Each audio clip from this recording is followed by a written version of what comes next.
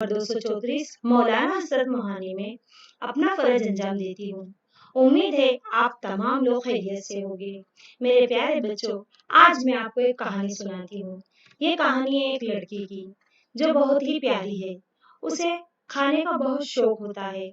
वो रोजाना रात में अपने वालिद साहब से कुछ ना कुछ खाने का मंगाया करती।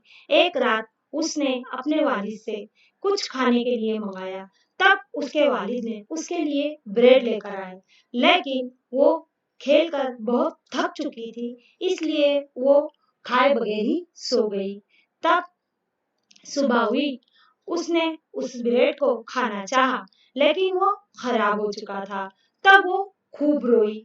तब उसके वालिद साहब ने उसके लिए केक ला कर दिया। तब उसने खुशी से उस केक को खाया।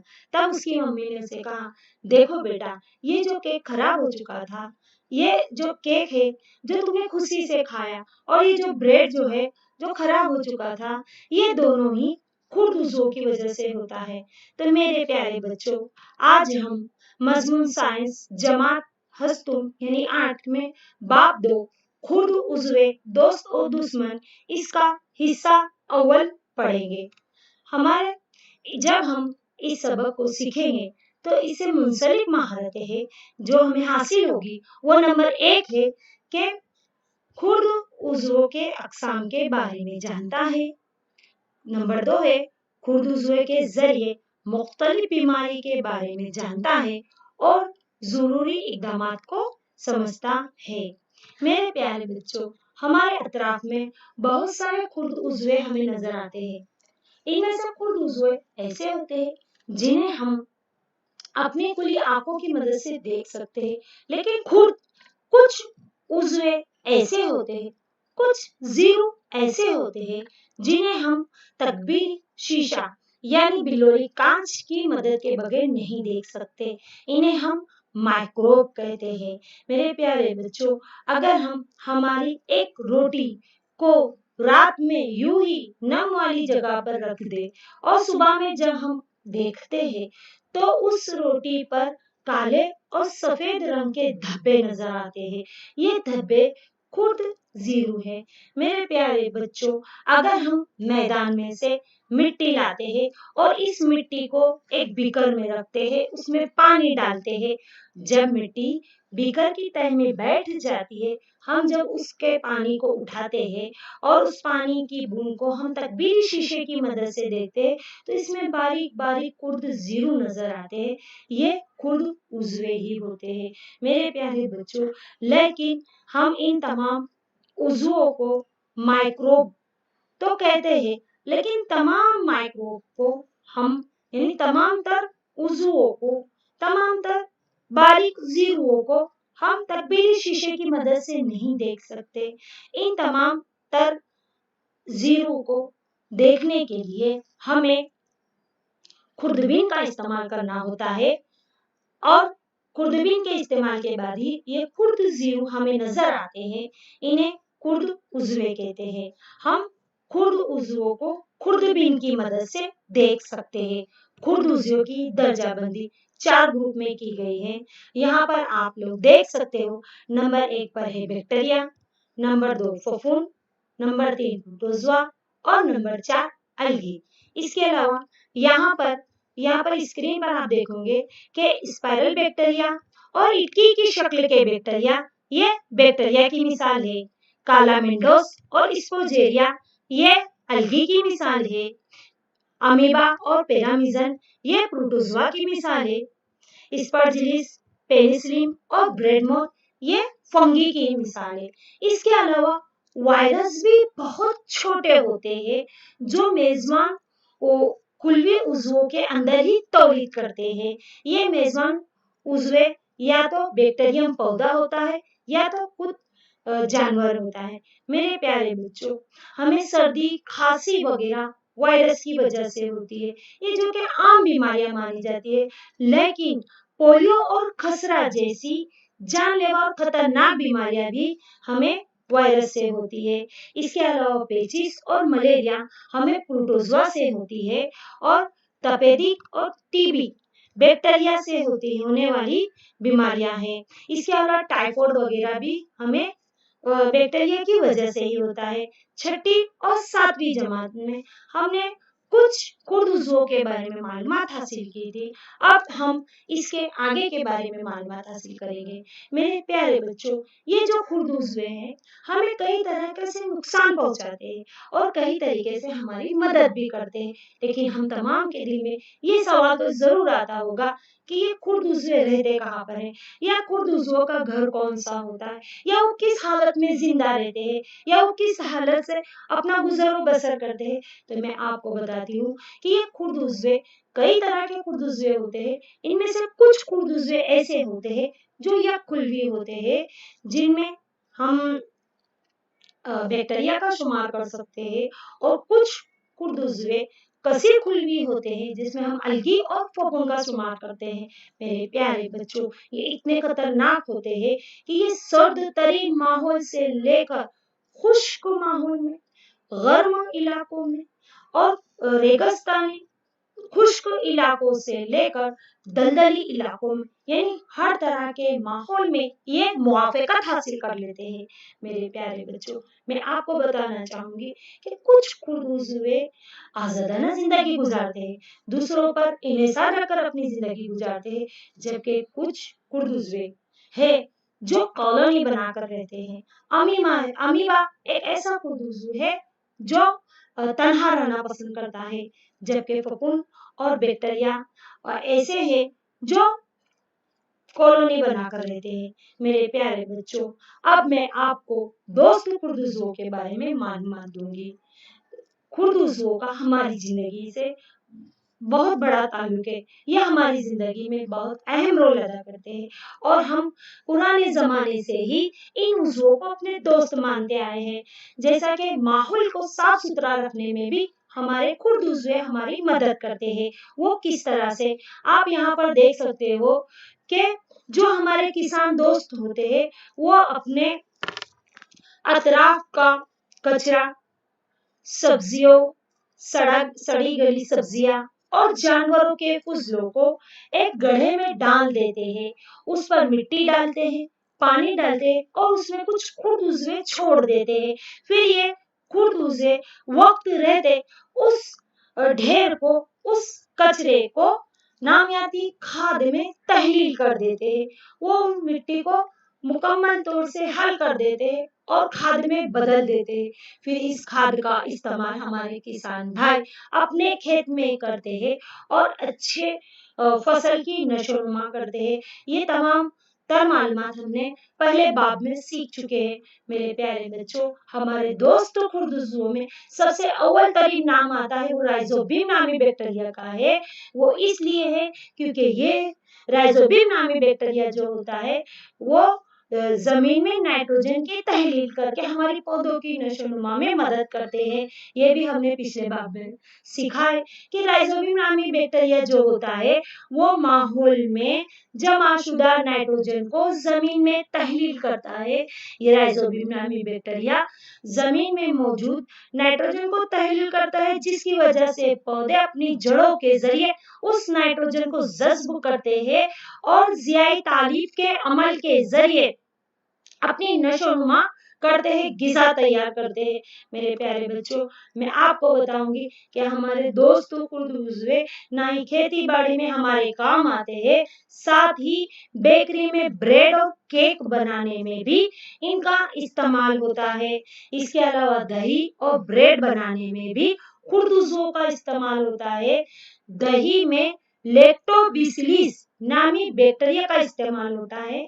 लैक्टोबैसिलस में ऐसा मुतहद किस्म का मादा होता है जो दही को जमने में मदद करता है। इसके अलावा अचार, मुख्तलिफ किस्म की खुर्दनी अशिया, इडली, डोसा वगैरह बनाने में भी इसका इस्तेमाल होता है। हम यहाँ पर स्क्रीन पर देख सकते हैं कि हमें एक बीकर लेना है उसमें थोड़ी सी चीनी और गर्म पानी मिलाना है। इसमें थोड़ा सा ईस्ट पाउडर मिलाकर गूंद लेना है और फिर उसे 2 घंटे बाद यूं ही रहने देना है। फिर उसका हमें मुशाहिदा करना है। मुशाहिदे से हमें पता चलता है कि वो गूंधा हुआ आटा ईस्ट पाउडर की वजह से थोड़ा उठा हुआ नजर आता है। तो ये ईस्ट पाउडर क्या है? एक खुरदू उजू है, एक किस्म का बैक्टीरिया है। मेरे प्यारे बच्चों, खुरदुजों का इस्तेमाल तिजारती तौर पर भी होता है, बड़े पैमाने पर शराब और अल्कोहल तैयार करने में। इसके अलावा एसिडिक एसिड, जिसे हम सिरका कहते हैं, इसे बनाने में भी खुरदुजों का इस्तेमाल होता है। चावल, गेहूं और शक्कर जैसी कुदरती फलों के रसों में से जो कुदरती शक्कर हासिल होती है, उसमें ईस्ट पाउडर को उगाया जाता है और उससे शराब और अल्कोहल तैयार की जाती है। मैं आपको बताऊंगी कि हमें एक 500 मिलीलीटर का एक बीकर लेना है। उसमें 3/4 तक के पानी भर लेना है। उसमें 2 से 3 चमचा चीनी घोलना है। अब उसमें 1 से 2 चमचा ईस्ट पाउडर मिलाना है और उसे 4 से 5 घंटे तक इसी तरह गर्म जगह पर ढककर रख देना है। अब हमें महलूल को सूंघना है। उसमें किस किस्म की बू नजर आती है? तो भाई, ये अल्कोहल की बू है, जो ईस्ट के जरिए चीनी के अल्कोहल में तब्दील होने की वजह से पैदा होती है। चीनी की अल्कोहल में ये तब्दीली का अमल तुखमीर कहलाता है। आपको स्क्रीन पर ये साइंसदान जो नजर आ रहे हैं, ये हमारे माजी साइंसदान लुई पास्चर है, जिन्होंने 1857 में तुखमीर की खोज की थी। मेरे प्यारे बच्चों, इस तरह से शराब को बड़े पैमाने पर बनाने के लिए खुरदुजों को तैयार करके इनसे शराब तैयार की जाती है और इनका तिजारती इस्तेमाल बड़े पैमाने पर होता है।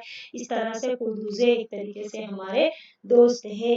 अब मैं आपको बताऊंगी कि खुरदुजों का अद्वियाती इस्तेमाल। जरा मेरे प्यारे बच्चों याद कीजिए, जब हम बीमार होते हैं तो हमारी अम्मी हमें कहाँ ले जाती है?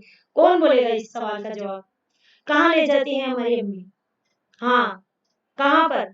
दवाखाने में? क्या गार्डन? दवाखाने में ले जाते हैं। हाँ, तो वहां पर हमें डॉक्टर, यहाँ पर स्क्रीन पे मैं आपको बताती हूँ कि हमें मुख्तलिफ किस्म की दवाइयाँ और इंजेक्शन दिए जाते हैं। ये एंटीबायोटिक्स होती है जो मुख्तलिफ किस्म के बैक्टीरिया और कुर्दुजों से तैयार किए जाते हैं। जब हम बीमार होते हैं तब हमें इस किस्म के एंटीबायोटिक्स दिए जाते हैं, तो हमारे जिस्म में दाखिल होकर हमें बीमार करने वाले बैक्टीरिया से फाइट करते हैं और हमारी जो जिस्म होता है उसे सेहतियाब बनाते हैं।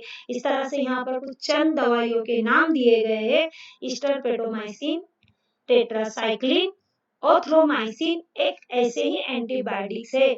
इसके अलावा इन्हें मुख्तलिफ किस्म के बैक्टीरिया को उगाकर पैदा किए जाते हैं। मेरे प्यारे बच्चों, मैं आपको बताऊंगी कि 1929 में ये जो साइंसदान यहाँ पर उनकी तस्वीर जो नजर आ रही है, वो 1929 में अलेक्जेंडर फ्लेमिंग नामी जो साइंसदान थे, उन्होंने बीमारी फैलाने वाले बैक्टीरिया के कल्चर पर काम कर रहे थे। अचानक उन्होंने कल्चर की प्लेट के ऊपर हरे रंग की फफूंद के छोटे छोटे बर्जों को देखा। उन्होंने मुशाहिदा किया। इस तरह से उन्होंने फफूंद के कुछ बर्जों को देखा, कुछ धब्बों को देखा। उन्होंने इसका मुशाहिदा किया, तब पता चला कि दरहकीकत ये छोटे छोटे हरे रंग की फफूंद है और इन्होंने बैक्टीरिया की नमों को रोक दिया है। दरअसल फफूंद ने इनमें से बहुत से बैक्टीरिया को खत्म कर दिया था। इस तरह से हमारे अलेक्जेंडर फ्लेमिंग ने 1929 में इस फफूंद का इस्तेमाल करके पेनिसिलिन की तैयार किया था। इस तरह से पेनिसिलिन की इजाद हुई। इसके अलावा मैं आपको बताऊं कि मेरे प्यारे बच्चों, ये जो खुरदुजुए होते हैं वो मुख्तलिफ किस्म के जानवरों की गिजा में भी मिलाए जाते हैं। साथ ही साथ हमारी खेती की अच्छी नशोनुमा के लिए और पैदावार में पैदा होने वाली मुख्तलिफ किस्म की बीमारियों को रोकने के लिए भी हमें वेड मार का छिड़काव करना होता है। ये एक किस्म के खुरदुजों की और वायरस के दवाइयाँ तैयार की जाती है और इनका छिड़काव किया जाता है, जिससे हमारी फसलों को कोई नुकसान नहीं होता और हमारी फसलों को नुकसान पहुंचाने वाले बैक्टीरिया का और उनको नुकसान पहुंचाने वाली बीमारियों का खात्मा हो जाता है।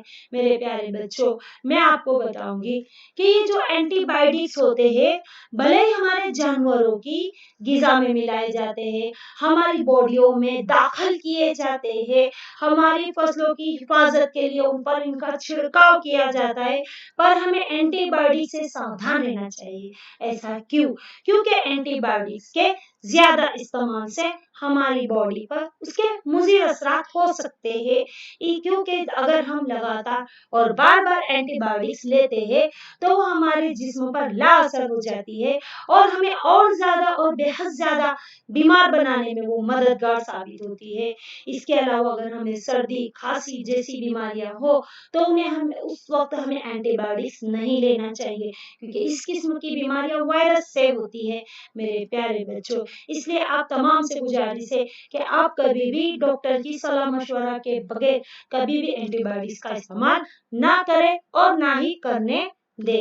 मेरे प्यारे बच्चों, मैं आपको बताती हूँ, जब हम छोटे होते हैं हमें मुख्तलिफ किस्म के टीके दिए जाते हैं, जिन्हें वैक्सीन कहते हैं। ये टीके हमें क्यों लगाए जाते हैं? तो हमें मुख्तलिफ किस्म की बीमारियों से महफूज रखने के लिए हमें वैक्सीन दी जाती है, टीके लगाए जाते हैं और हमारे जिस्म में यह टीके इंजेक्शनों के जरिए और टीपों के जरिए दाखिल किए जाते हैं, जो हमारे जिस्म में एंटीबॉडी तैयार करते हैं और हमारे जिस्म को और मजबूत बनाते हैं, ताकि हमारा जिस्म आगे होने वाली बीमारियों से लड़ सके और महफूज रह सके। इस तरह से टीका इस तरह से काम करता है। इसके अलावा हैजा, टीबी, चेचक और हेपेटाइटिस जैसी कई बीमारियों को टीकों के जरिए रोका जा सकता है। मेरे प्यारे बच्चों, यहाँ पर नजर आने वाली तस्वीर एडवर्ड जेनर की है, जो 1798 में चेचक के टीके की खोज की थी। पुराने जमाने में चेचक ने एक बहुत बड़ी तबाही मचाई थी। तब एडवर्ड जेनर नामी साइंसदान एक फरिश्ता बनकर हमारी दुनिया में आए थे और उन्होंने चेचक के टीके की खोज की और इसके जरिए इस चेचक को इस दुनिया से निस्त और नाबूद किया गया। अब मैं आपको बताना चाहूंगी मेरे प्यारे बच्चों कि ये जो बैक्टीरिया है, ना सिर्फ हमारे खुरदनी अशिया को महफूज रखता है, ना सिर्फ हमारी खेती बाड़ी में मदद करता है, ना सिर्फ हमारी पौधों की नशोनुमा में मदद करता है, ना सिर्फ जानवरों की ग़िज़ा में मिलाया जाता है और ना ही उनकी फसल की बेहतर नशोनुमा के लिए उसका इस्तेमाल होता है, बल्कि ये खुरदुरे हमें कई तरीके से काम आते हैं। जैसे कि मिट्टी की जरखेजी में, यहाँ पर आप देख सकते हो कि मिट्टी की जरखेजी में इजाफे के लिए भी खुरदुरों का इस्तेमाल किया जाता है। ये खुरदुरे जो होते हैं हमारे किसान के दोस्त कहलाते हैं। हमने इसके बारे में पिछले सबक में बहुत अच्छे और तफसील से मालूमात हासिल की थी कि जो खुरदुरे होते हैं वो जमीन के अंदर जाकर हमारी जमीन को और ज्यादा नरम और पोची बनाते हैं और जिससे जो हमारी फसल होती है उसकी बेहतर नशोनुमा होती है। इस तरह मिट्टी की जरखेजी में इजाफे के लिए भी खुरदुरों का इस्तेमाल होता है। इसके अलावा माहौल की सफाई में अहम रोल अदा करने वाले हमारे बैक्टीरिया है, राइजोबियम बैक्टीरिया और नीली हरी अलगी। इस तरह से ये दोनों जो बैक्टीरिया है हमारे माहौल को साफ रखने में मदद करते हैं। वो किस तरह से? क्योंकि हमारी जमीन में मुख्तलिफ किस्म के जानदार उज़्वे के मुर्दा जिस्म पाए जाते हैं, मुख्तलिफ किस्म की चीजें पाई जाती है और ये जो दोनों बैक्टीरिया होते हैं वो इन्हें जमीन में तहलील कर देते हैं, खाक बना देते हैं और इस तरह से ये बैक्टीरिया हमारी माहौल की सफाई में मददगार साबित होते हैं। मेरे प्यारे बच्चों, आज इस हिस्सा अव्वल में मैंने आपको हमारे दोस्त खुर्द उज़्वों के बारे में मालूमात दी। उम्मीद है मेरे प्यारे बच्चों आपको ये लेसन इतना पढ़ मुकम्मल तौर से समझ में आया होगा। अब मेरे प्यारे बच्चों, घर काम तो बनता है। अब मैं आपको चंद सवाल दूंगी, उम्मीद है तमाम बच्चे इसका जवाब दे सकेंगे। इसका सवाल नंबर 1 है कि खुर्द उज़्वों को किसकी मदद से देखा जा सकता है? कौन देगा भाई इसका जवाब? बोलो, क्या है जवाब सही? हाँ, क्या? हाँ, बिल्कुल सही कि भाई खुर्द उज़्वों को हम खुर्दबीन की मदद से देख सकते हैं। शाबाश। दूसरा सवाल है, जमीन जरखेज बनाने में मददगार खुर्द उज़्वों के नाम लिखिए। तो भाई कौन बोलेगा कि जमीन को जरखेज बनाने में किन खुर्द उज़्वों का इस्तेमाल होता है, या कौन से खुर्द उज़्व हैं जो जमीन को जरखेज बनाने में मदद करते हैं? हाँ बोलो, बिल्कुल सही आप लोग का जवाब है कि 2 खुर्द उज़्व है, अभी हमने सीखे। एक है राइजोबियम और दूसरा है नीली हरी अलगी। हमारा तीसरा सवाल है, बेकरी में किन खुर्दनी अशिया को बनाने में खुर्द उज़्वों का इस्तेमाल होता है? मैंने आपको बताई हूँ। कौन बोलेगा भाई इसका जवाब? हाँ, बहुत शाबाश, बिल्कुल सही आपका जवाब कि भाई बेकरी में केक, ब्रेड और पेस्ट्री जैसी खुर्दनी अशिया को बनाने में खुर्द उज़्वों का इस्तेमाल होता है। शाबाश मेरे प्यारे बच्चों, आपने बहुत अच्छी तरीके से हिस्सेदारी की है। इंशाल्लाह आप लोग इसी तरह आगे भी इसमें ध्यान दोगे। अब इतना अच्छा हमने सबक सीखे तो वह प्रोजेक्ट तो बनता है। एक प्रोजेक्ट काम तो हमें करना ही चाहिए। इस प्रोजेक्ट काम को आप अपनी जूनी बयास या नई प्रोजेक्ट बुक में लिख सकते हो। आज का हमारा प्रोजेक्ट है कि भाई हाल में फैली हुई बीमारी के लिए जवाबदार खुर्द उज़्वों के नाम क्या है, जो आज दुनिया में महामारी फैला रहा है। उस बीमारी के लिए जिम्मेदार उज़्व कौन सा है, इसका नाम लिखना है। दूसरा पॉइंट हमें तय करना है कि इस बीमारी के इम्कानात लिखिए कि भाई इसमें